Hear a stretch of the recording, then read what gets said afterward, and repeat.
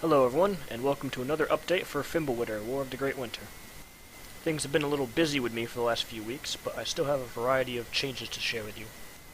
A lot of these changes are more in line with balancing and bug fixing and polish, and this is all building up for an event that's taking place this weekend where I'll get the opportunity to present the game to some people.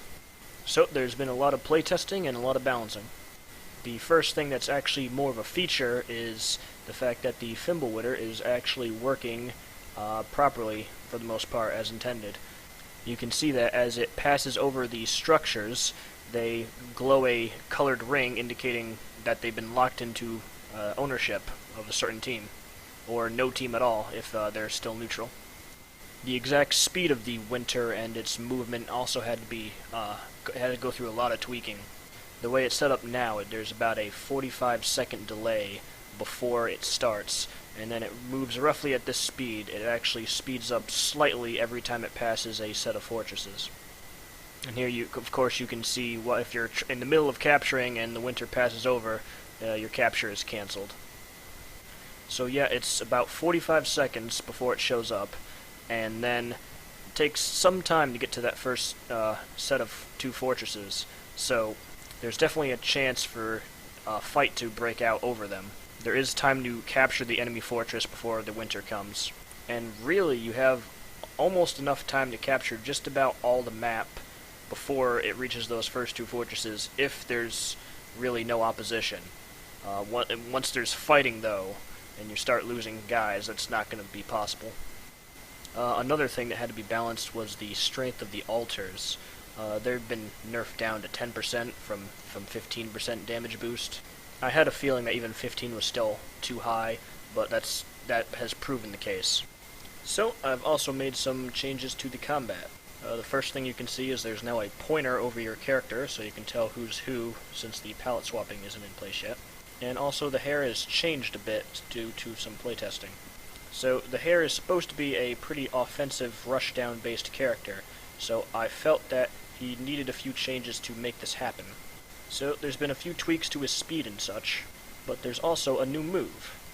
So you might recall the Hare has two different moves for going downward, the head bounce and the air kick, and both of them are pretty similar in that they go at a fast pace and they're uncontrolled and kind of unsafe. And I felt the Hare needed a more controlled manner in which to attack from above. So now there's this new move, the stomp. You perform it by doing the head bounce and then performing the same input a second time in order to cancel it into the stomp, and it costs energy to do so. It's not too different from some moves from other fighting games. It's kind of like Falco's down A in Smash Brothers, or possibly foot dive from Marvel if you want something recent. In both of those examples, the moves are pretty powerful in their own respective games, and it's still pretty powerful here too. But that's the purpose of the energy cost, to keep it from being used and abused too much. As you can see, you can use it to start combos and to end them, and it does pretty good damage overall, and it combos into a lot of different moves. Basically, this was needed to give the Hare a bit more of a pressure game, and it turns out to serve kind of a similar purpose to fast falling in Smash Brothers, since there is no fast falling overall in the core of this game. If you have the energy to spare, you can also combine it with the air dashes or some of the other air moves to make some really unpredictable movements. And overall, I feel it was just something that he was lacking before. And now for another addition to the Hare that all the characters are going to be getting, is actually a get-up attack. It's a pretty typical thing in fighters. Instead of just getting up or rolling, you can do an attack instead. And it's unsafe if it's blocked or it misses, but it's useful for getting people off you. And then the Hare has one more trick exclusive to him, which is the ability to use his getaway attack from the ground.